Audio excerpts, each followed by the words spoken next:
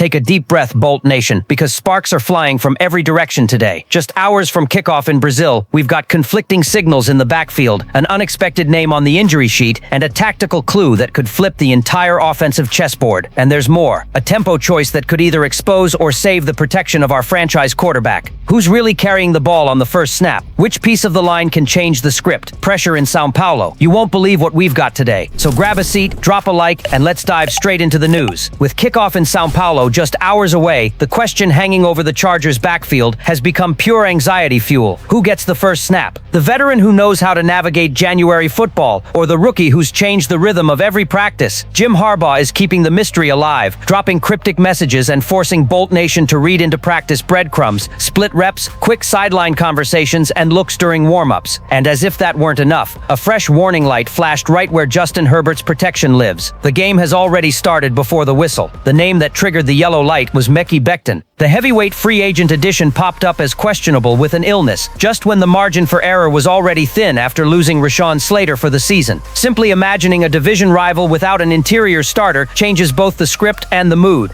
Harbaugh's plan rests on two pillars that can't crack: keeping Justin Herbert clean in the pocket and opening lanes for a run game that controls the clock, imposes physicality, and drags the opposing defense out of its comfort zone. If Becton isn't at 100%, the offensive blueprint demands patches, tight end help to the strong side, motion to shift the front, and calls that lighten the burden inside on passing downs. In that context, the backfield mystery gets even heavier. Analytical. The choice between the veteran and the rookie isn't just about a name, it's about identity. One profile seeks contact, punishes at the second level, and turns 2nd and 7s into short third downs, keeping the defense honest. The other slices with acceleration, stretches the field horizontally, and forces hurried fits from linebackers and safeties. Against a defense that changes the pre-snap picture and disguises pressure to the last instant. The type of runner affects how the line communicates protections and how Herbert paces his progressions. If Bestischen is limited, a preference for duo runs and quick play action could be the antidote. And to spice it up, expect RPOs to punish any slow read. The fan base, of course, has split the feed. One side wants experience on the first snap to stabilize the game, control the clock, and cool down the party at Corinthians Arena. The other wants dynamite right away, speed, a sharp cut, and a big play capable of flipping the stadium noise in our favor. The psychological factor counts too. Harbaugh loves turning secrecy into competitive advantage. If he announces the starter at the last minute, he can catch the defense set for one style and deliver the opposite on the opening drive, exploiting indecision with quick flats, inside zone, and designed cutbacks to create easy angles. Friday, 5 p.m., Sao Paulo. Chargers and Chiefs launching the AFC West race with a playoff vibe. Uncertainty over who runs the rock. A question on the wall that guards the franchise quarterback, and a head coach keeping everyone in the dark until the last minute. Whoever gets the first handoff could set the tone for the whole night, and if the line wobbles, we'll see whether this plan was built to survive chaos, and that wasn't even the most surprising part of the day.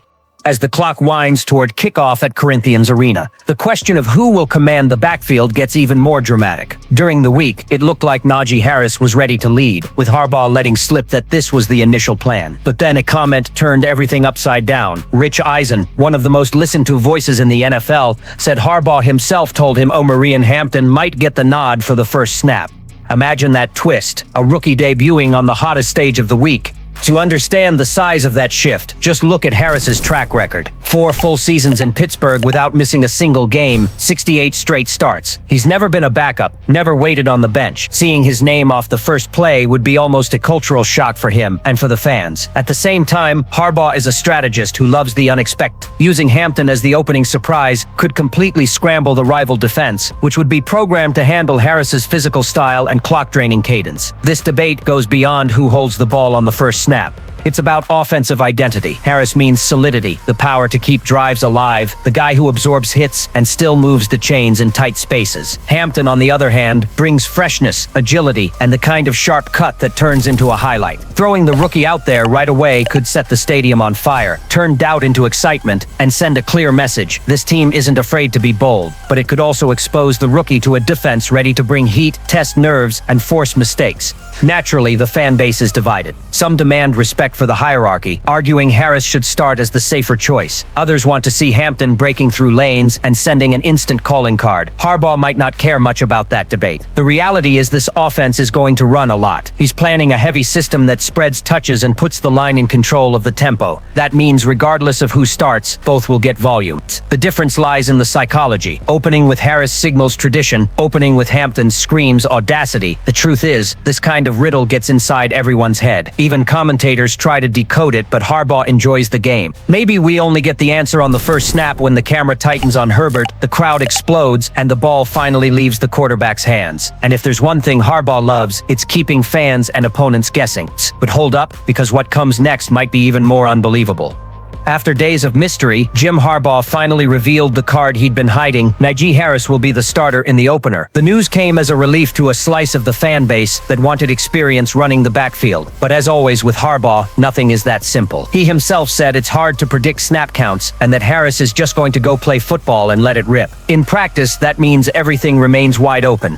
Harris, who returned to practice after a 4th of July eye injury, showed confidence in every interview. He talked about getting back into football shape and made it clear he's ready to carry the ball. The detail is that his one-year $5.25 million deal with the Chargers never guaranteed an absolute reign. The arrival of Omarion Hampton in the draft was always a sign this backfield would be shared. And now that the rookie has earned behind-the-scenes buzz, the shadow of a hierarchy flip seems like only a matter of time. For the Chiefs game, balance should be the key. Harris will probably get the larger share of carries, but it's unlikely we'll see the workhorse load he had in Pittsburgh. Harbaugh isn't going to waste Hampton's energy and creativity. The idea is clear: use the veteran to stabilize drives and the rookie to generate unexpected explosions. A combination that can drive a defense mad, forcing adjustments on every snap. Among fans, reactions are split and inflamed. Many celebrate the decision, saying Harris brings security and reads the rookie. Doesn't have yet. Others think Harbaugh is being too conservative and should just give the kid the chance to prove himself in a hostile environment. After all, if Hampton is destined to be the future, why wait?